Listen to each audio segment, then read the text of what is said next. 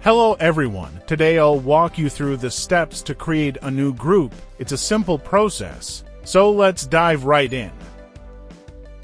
To begin, accessing the Add New Group screen from the dashboard is straightforward. You have two options. Either click on the shortcut button or utilize the navigation bar by selecting the group's icon.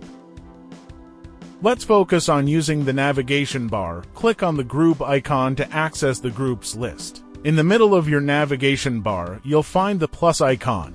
Click on it to navigate to the Add Group screen.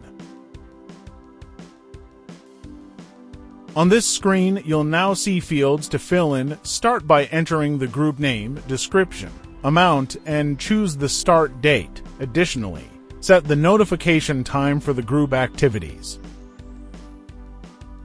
Now, it's time to add members. Insert the IDs of the members you want to add to the group. Remember, you can't create a group without at least 2 members, including yourself. Search for the members by their IDs and add them to the group. Make sure you have the right IDs to avoid any errors. Once you've added the required members, double-check all the details. When you're satisfied, hit the Create button.